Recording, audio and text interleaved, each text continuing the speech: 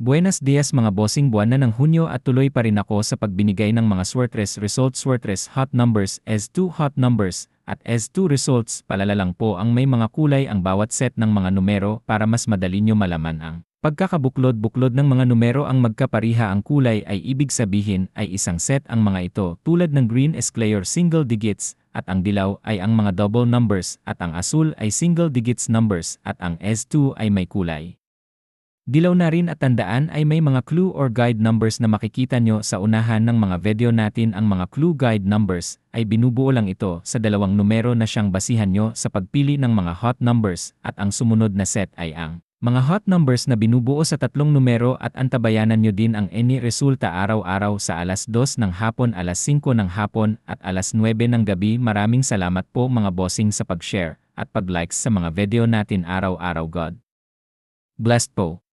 Paalala, ang channel na ito ay walang ugnayan sa anumang ahensya sa gobyerno at pinagbabawal po dito ang minor de edad, at tumaya lang tayo ayon sa abot ng ating makakaya. Antabayanan ang mga resulta mamayang alas 2 ng hapon, alas 3 ng hapon, at alas 9 ng gabi. Pag-aralan nyo ng maigi ang mga clue guide numbers bago pumili sa mga hot numbers. Maraming salamat po.